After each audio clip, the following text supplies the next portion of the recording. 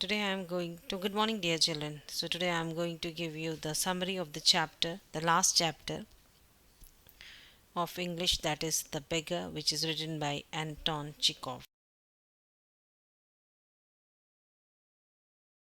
Introduction of the chapter. Some people get into bad habits and find it difficult to quit on their own. Compassion, concern, and care from fellow humans go a long way in reforming such people.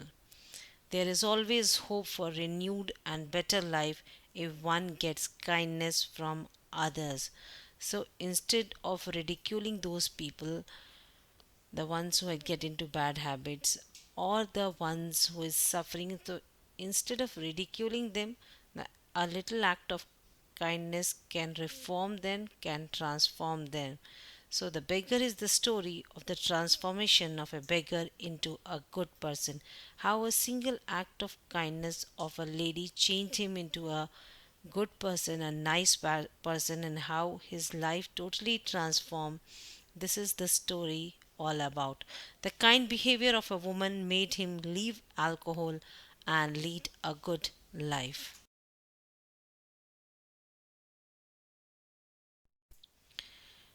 Here's the summary of the chapter. The story begins with a beggar's pleas to an advocate, Sergei. So, name of advocate is Sergei. The beggar says that he has not eaten in 3 days. For 8 years, he was a village school teacher and fell victim to a conspiracy that cost him his reputation and his job. So he just told Sergei the reason behind his being a beggar or begging. So he just wanted to tell him that it's not that since very young age or since childhood he is begging. It's just because he has fallen to a victim of a conspiracy, and because of that he was expelled from the job, and this is the reason he is begging. For a year he has no employment. Sergei looks at the beggar's overcoat and face. He thinks he has seen him elsewhere. So he's tried to recognize that fellow.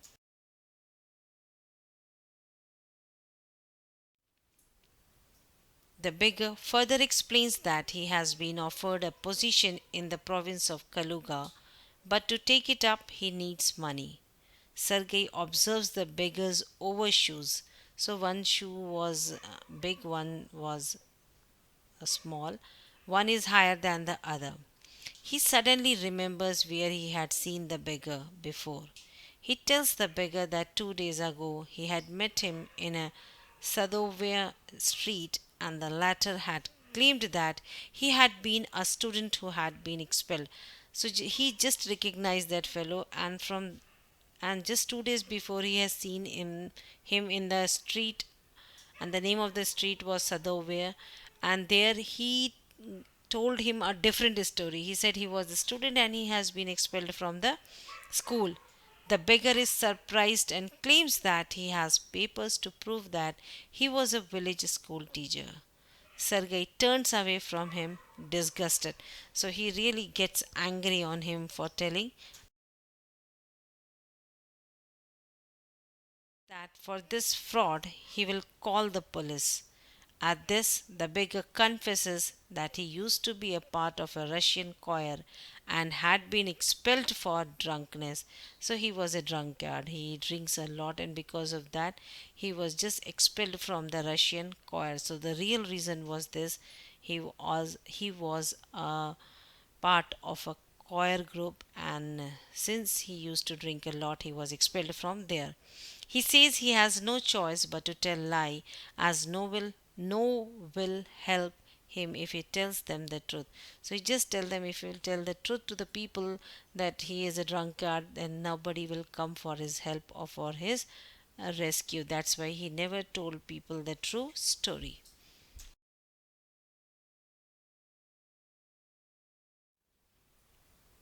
Sergei tells him to work. He asks the beggar if he would like to chop wood for him.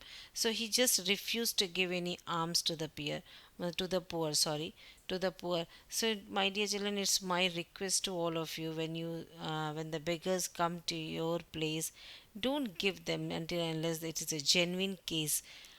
suppose yeah, if they are handicapped or something like that, still sometimes we see the people with good health and they are just begging. So the thing is that they don't want to work, that's all. So instead of giving them alms, just ask them to do some work, and as a reward you can give them something. So he, instead of giving the alms, he asked him, the beggar, to work for him. He would like to chop wood for him. The beggar accepts. Sergei takes the beggar home and tells his cook Olga to take him to the woodshed. It becomes apparent from the beggar's body language that he has accepted this job only out of pride and shame, and not because he wants to work. Because of drinking so much, his body has become very weak.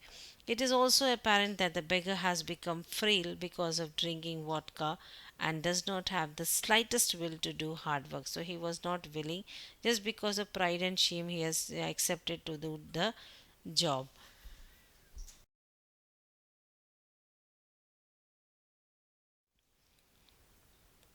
Sergei observes Olga and the beggar from the window in the dining room.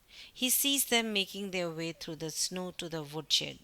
Olga does not seem to take kindly to the beggar. Upon reaching the shed, Olga shoves the beggar aside with her elbow and angrily bangs the door. He then sees the beggar seat himself upon a log and look lost in thought. Olga flings an axe at his feet, spits angrily, and appears to be scolding him.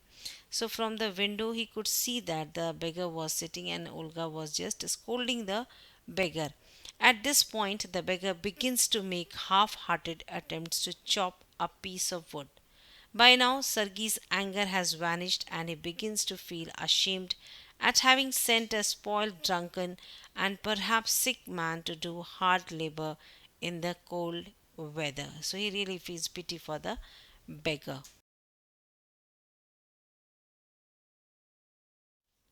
After an hour, Olga informs Sergei that all the wood has been chopped. So, after an hour, Olga came to Sergei and told him that whatever work he has given to that fellow, the beggar, he has done that work and all the wood has been chopped.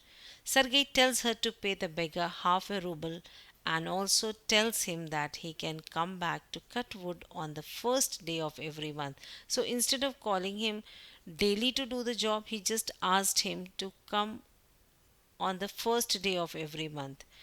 There would always be work for him too. So he just tell that every first day of the month he could come and do the chopping, and always there will be a work for him to do.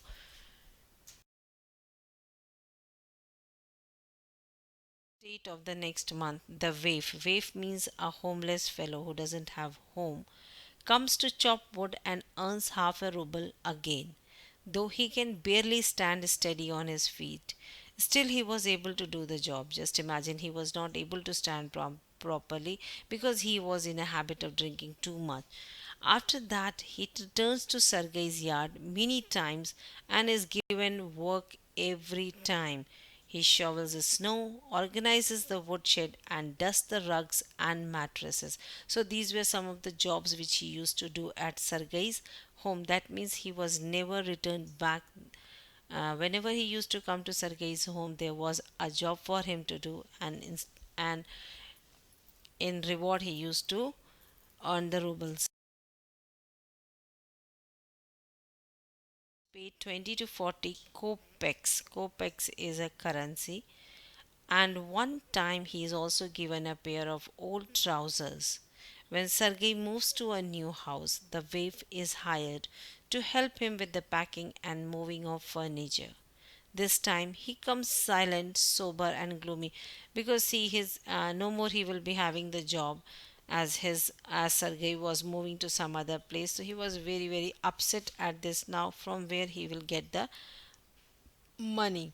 He does not even pretend to be working. He shivers in the cold and becomes embarrassed when the carters laugh at his behavior and his tattered overcoat. So the people they used to, the ones who came to just do the packing or help Sergei in shifting the labors, they were just laughing at the beggar for his behavior, because he could not help Sergei in moving the things or packing the things, because he was very, very frail because of drinking.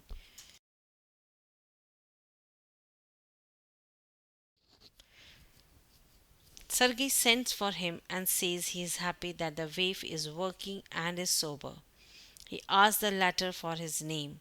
The waif says his name is Lashkov, so the beggar's name was Lashkov. He asked for his name and he was very, very impressed by his behavior, that no more he and the thing is, the waif is working first of all, and secondly he is being very, very sober. So he asked for his name, and the name of the beggar was Lashkov.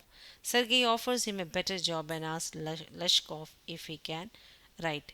So since he was leaving that place, he asked him and offered him a better job, and just asked him whether he could write or not.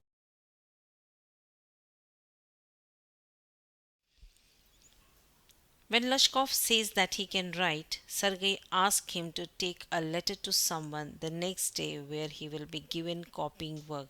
So the other job which he was being offered was copying work. Sergei reminds him to work hard, be sober, and remember his words.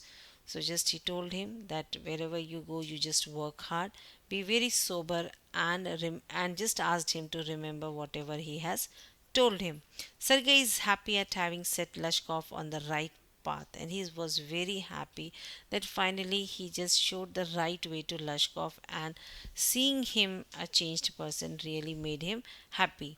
Lashkov takes the letter and after that day does not return to work for Sergei. Since Sergei has shifted some other place, so he took the letter and he went to some other place, and from that very day he never come back to Sergei. Go by. One day, when Sergei is buying tickets at a theater's ticket window, he notices a small man beside him wearing a coat, collar of curly fur, and a worn sealskin cap.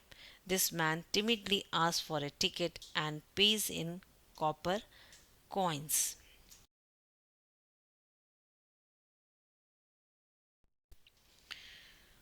Sergei realizes this man is Lashkov and asks him what he has been doing. He just recognized that fellow, and that fellow was Lashkov. And then he asked him what he has been doing these years. Lashkov says he is doing well. He is a notary. Notary is a person who is appointed to do some legal formalities, and he earns 35 rubles a month. Just imagine how much he started earning. That means he was doing pretty well in his life. Sergei is delighted and tells Lashkov that he is almost like a godson to him. He reminds Lashkov the scolding he had given him and thanks him for not forgetting his words. He is really very happy to see Lashkov doing very well in his life, and he thinks that is just because he has scolded him.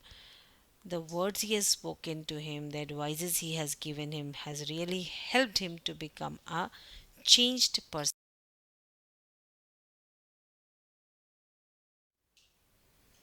Leshkov thanks Sergei as well and says that had it not been for Sergei's help, Leshkov would probably still be lying and begging. See, just suppose if he would have given alms to him, then what would the life, or what would be the life of Lashkov be? He would still be lying. He would still be begging. It's just Sergei's a small step of asking him to do the job for him has changed his life. So here he was really thankful to Sergei for that. He expresses his gratitude to Sergei but says that it was Olga who saved him. Just imagine what a surprise we can say, right? What a twist it is. It is not because of Sergei Lashkov has changed. It's just because of Olga. Sergei has changed her. His life has been transformed. He explains that when he used to go to Sergei's house, Olga would sit opposite him, become sad and weep, saying that Lashkov was an unfortunate drunkard who would find no happiness in his life or the next. That means she used, after seeing his condition, Lashkov's condition, Olga really used to sit and cry. She used to feel really pity, really bad for him.